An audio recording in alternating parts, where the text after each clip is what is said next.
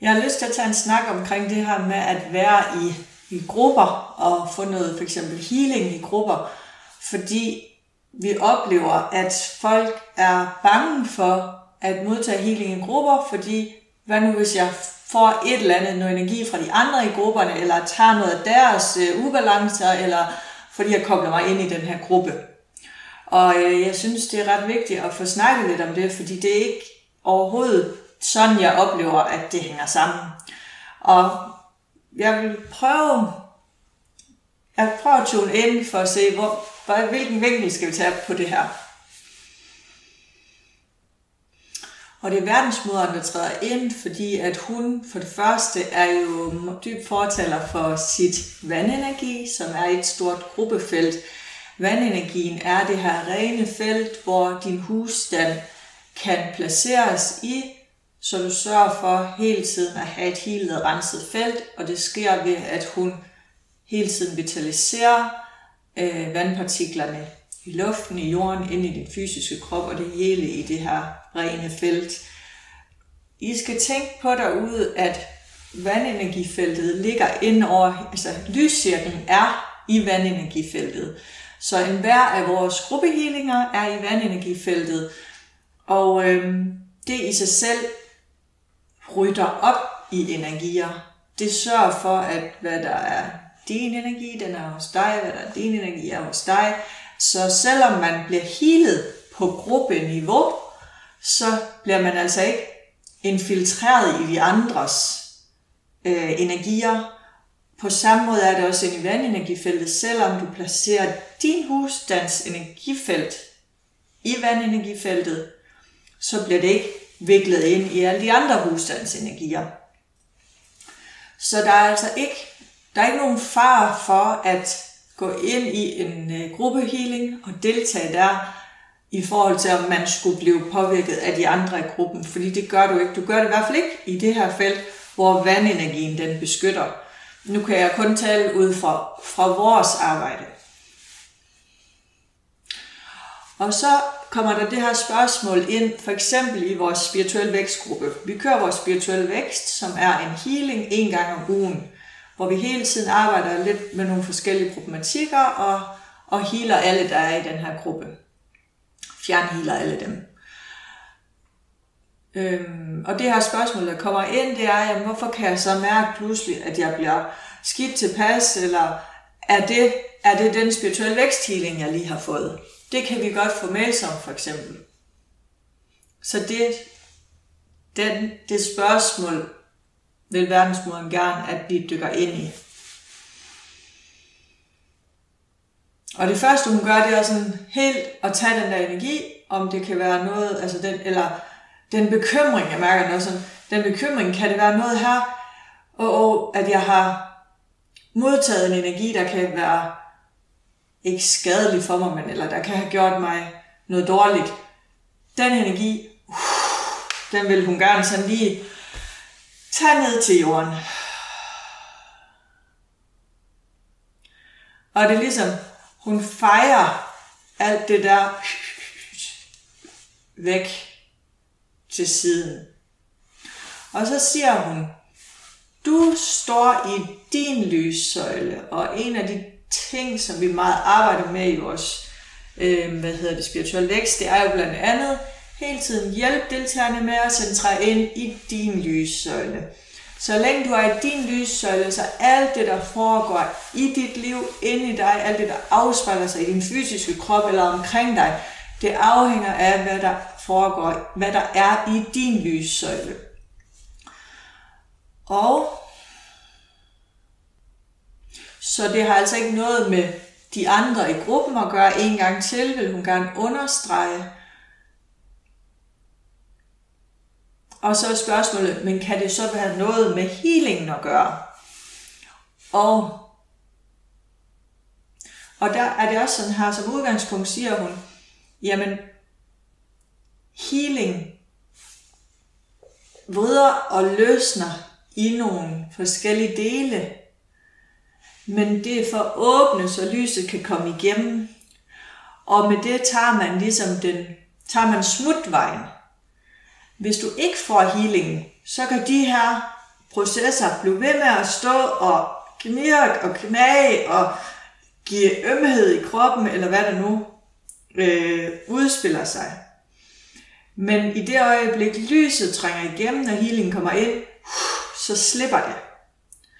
Så ved at få healing, forværres dine problematikker, ikke de problematikker, du har fået healing på. De slipper, og der bliver ligesom taget en smutvej. Men det, der kan ske, det er, når du så har løst den her problematik, så kan der åbne sig det næste skridt, du skal til at have taget hul på, og det næste skridt, du skal til at tage fat i.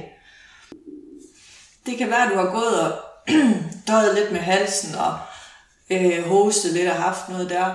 Og i det øjeblik så, at det bliver healet, og der kommer lys igennem, jamen så kan det være pludselig, at så er det kæberne, du begynder at kan mærke, der er noget i. Fordi det løsner sig både opad til, men det løsner sig også nedad til i vores energisystem, som lyset det begynder at bygge sig ind. Så nævner verdensmoderen det her med, at når du er i en gruppe, nu vores healingsarbejde, det er i et beskyttende vandenergifelt, et lysende felt, men man skal tænke på, og hvis du har vandenergi derhjemme, så vil du også have det her beskyttende felt hos dig. Men ellers så skal man også tænke på, jamen når du går ned og siger ja tak til at være med i Klub Matas, eller Coop, eller fodboldklubben, badminton, hvad ved jeg, rideklubben, så takker du også ja til at gå ind og være en del af den her gruppe. Den her gruppe, siger hun, er ikke lige så fokuseret energimæssigt i, at hver ligesom har sin egen lyssøjle. De er ikke kalibreret under vandenergi, så der vil være mere. Jeg bliver ved med at få de her billeder af, der er de der Emoto vandkrystaller, den der smukke vandkrystal, som er healing, og den her, som er et eller andet mess, ikke også? Et eller andet uro. Og nogle af de her felter, de er nærmere det her urosvand end crystal clear. Så der vil være flere huller i auraen, kan man sige, eller der vil være mere, der bliver blandet sammen i sådan nogle felter. Og det er jo paradoksalt nok, siger hun,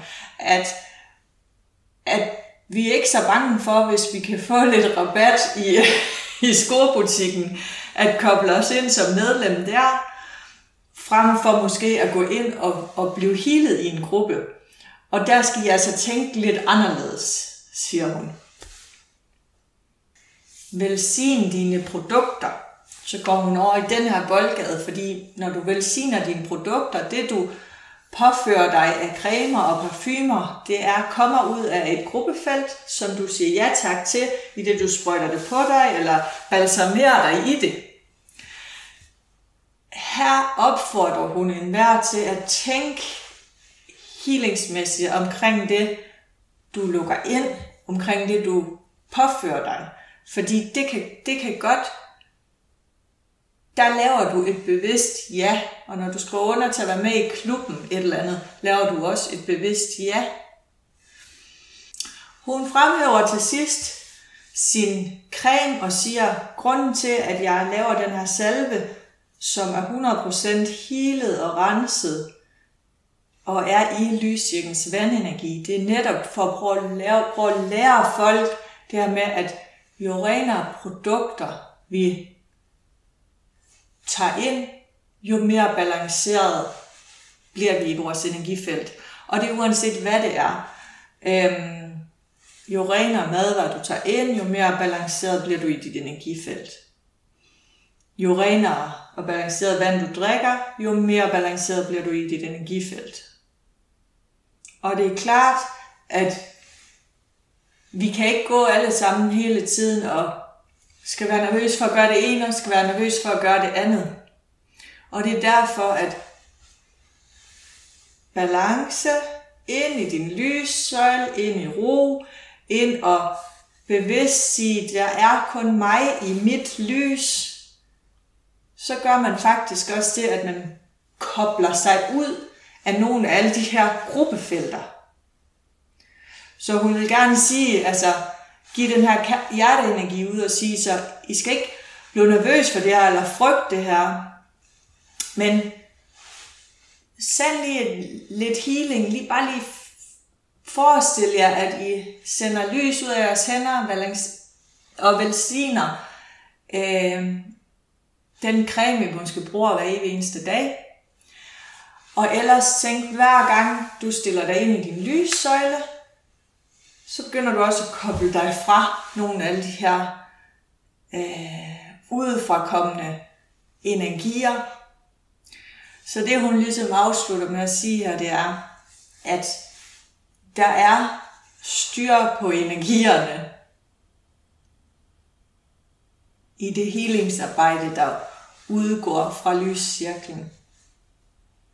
Og det er uanset om det er individuelt eller om det er i gruppe. Så smiler hun lige til sidst, siger hun, fordi i bund og grund så arbejder vi jo altid i gruppe. Fordi hele lyscirklens åndelige gruppe, den er med, når der bliver foretaget healing. Så du er aldrig alene i dit energisystem.